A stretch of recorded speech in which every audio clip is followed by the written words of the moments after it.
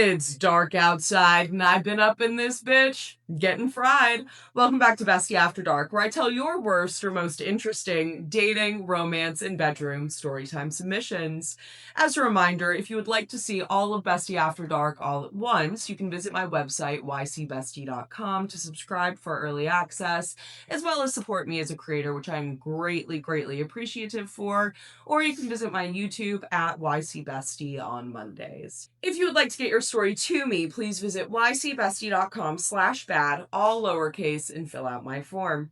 All right, this week I got my bitches with me. I got my little cousin, Olivia, who we affectionately call Little Menace. She is my editor slash occasional PA when I can use an extra hand. And then my best friend Bea is also with me. As I recently announced on my social media, I am super, super, super excited to say that recently when I took a week off from Bestie After Dark, it is because I was actually in the process of recording an episode of House Hunters. I have since purchased my home and we are actually in my new house. So I am basically moved up, but not moved in. All of my things are here and I still need some time to get them in order, get the studio together. But we are in my new living room.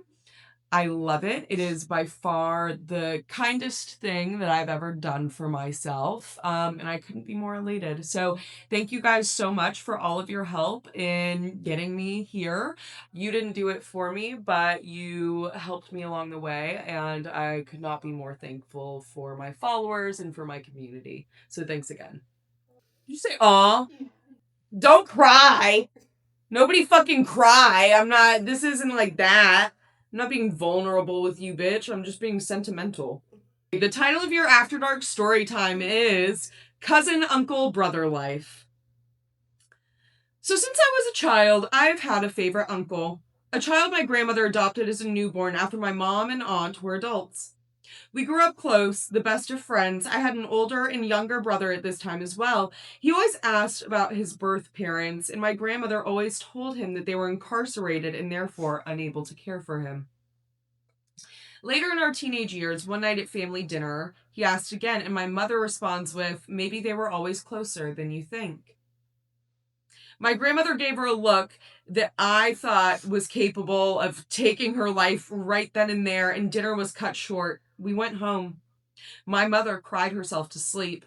Then fast forward to when I was 14, my mother sits me down to talk, and she proceeds to tell me that my uncle was really my brother, who she was forced to give up when she was 19. Flabbergasted, I asked if he was allowed to know. She tells me no, that my grandmother told her if we ever said anything, we would never see him again until he was 18 and figured it out himself. Then 3 years later, on his 18th birthday, I call him to break the news, still never knowing who his biological father was. And on the third ring, he answers. I asked if he wanted to know who his family was, and he said yes. I choke out, "I'm your sister." The line goes dead. He hung up. The next morning, I call my mom, asking who his dad was in case he asked. She then tells me his father is my dad's adopted brother. So he was my uncle by adoption, my brother by blood, as well as my cousin, and we grew into a sibling relationship eventually, but 3 years later, he passed in a vehicle accident. And at his funeral, we were not allowed to acknowledge him as anything other than the titles that he had been adopted into. I wasn't even included in his obituary. You know, I don't read these stories for the most part until they literally come in front of me. Olivia sorts them a little bit here and there.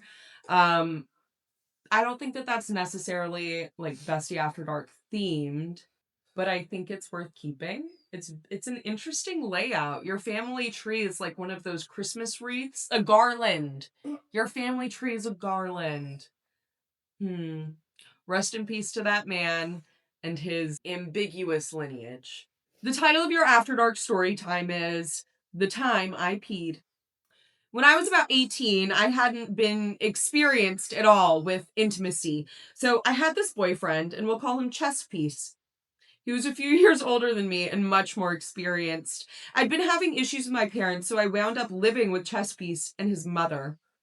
Well, our physical intimate life was awkward. I didn't know this at the time because I didn't really have any comparisons or experience, but I know now that it was just weird and way louder than it should have been. And anyways, One night, we'd been doing whatever the fuck you want to call it, and I tried to tell him, I'm gonna pee, I have to go. And he proceeded to say, no, you're not, just trust me. And here I was thinking he knew something about my body that I didn't know. So I listened to him and I said, okay, bet, something new. No. In fact, he did not know anything that I didn't know, much less about myself. And I proceeded to accidentally literally pee all over him. And I mean, not like squirt, like real urine, real urinary pee, piss, pee all over. I was mortified. And I learned that day it is a good idea to pee both before and after. Never trust a man. Never trust a man. The title of your After Dark story time is That's Not a McFlurry, That's a McTroy. I'd like to start off with saying the name has been changed to protect the identity and all personal details. Cool. Thanks. Some of y'all will be like, this is my full name, the day that I was born, my mother's maiden name, the area that I grew up in, and also my high school, as well as the names of everyone else involved.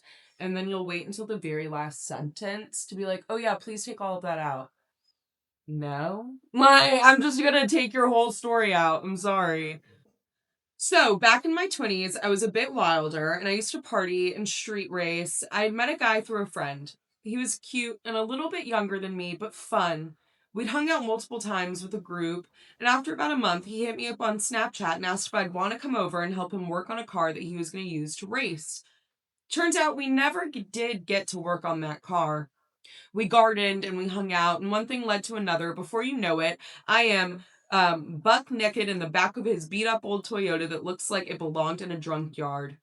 Me, and let's call him Troy, had no protection. I don't like this. So he pulls out and he ends up finishing on my hand. Didn't make it to my mouth. Crazy. Crazy as fuck. Absolutely insane.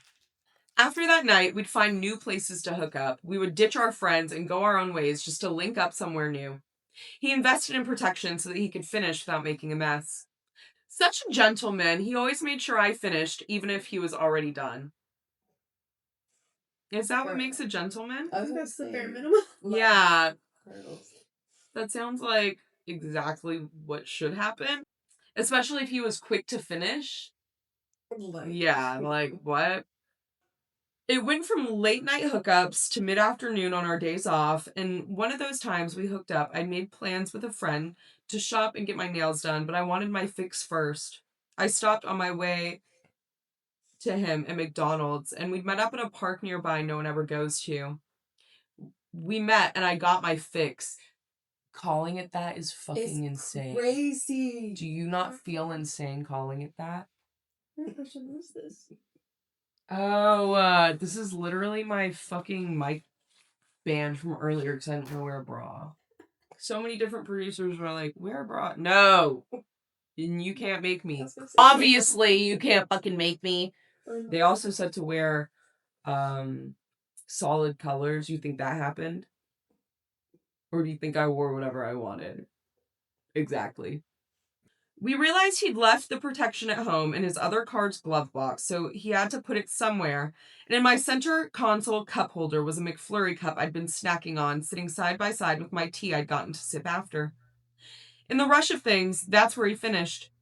In the rush of things, he finished in your McFlurry?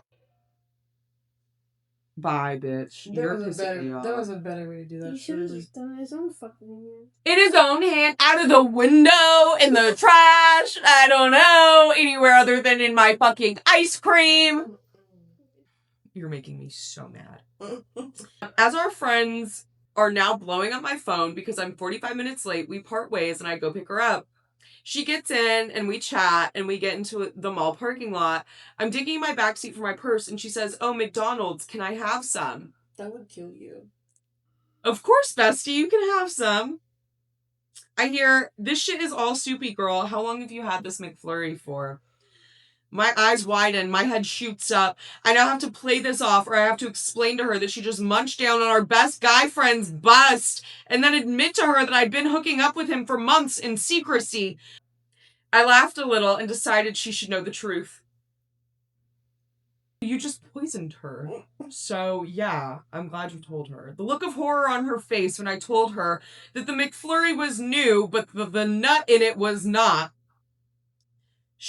She literally threw up in the parking lot of the mall as I explained to her the situation and how it got to where we were now. And as things calm down and we make it inside, she grills me with questions about how long and why. And you can just see things clicking in her mind that we had been hooking up together for months or just not being free to hang out with the group because we were together.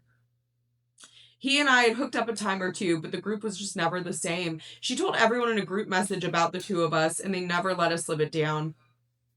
I did manage to share the story with the group before we all kind of just went our separate ways. Me and her were friends for another 2 years or so before I caught her getting finger blasted by my at the time boyfriend in a friend's hot tub at a party. Do I feel bad that she ate his bust at the same time? Yes, but now it's also my favorite story, and he also used to have the nickname Mick Troy for a while. Mick Troy's fucking evil, bitch. What's wrong? The bedtime story that put me in the ER. Hey, bestie, I have to share this with someone.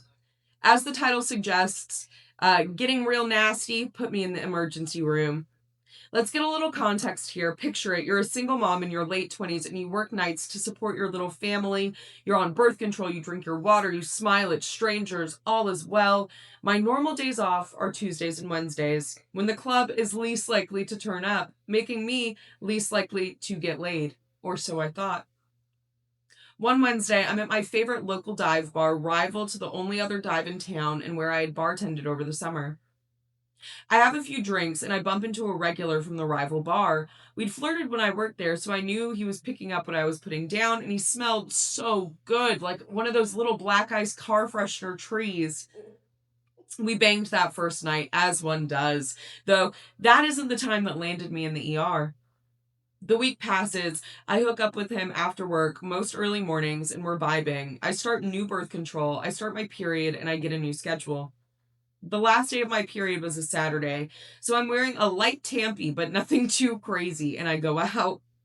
Everyone's outside on a Saturday in our small ass town, so I decide to meet the guy there. I'm stoked. Like, I know I'm fixing to get drunk as hell and go home with this man, so I live it up. I karaoke, I play pool, I'm sharing cigarettes with strangers. I have a pocket full of sunshine, bestie, but then we get to his house and I'm drunk and I'm like, it's yours, daddy. Give me the 5-finger necklace.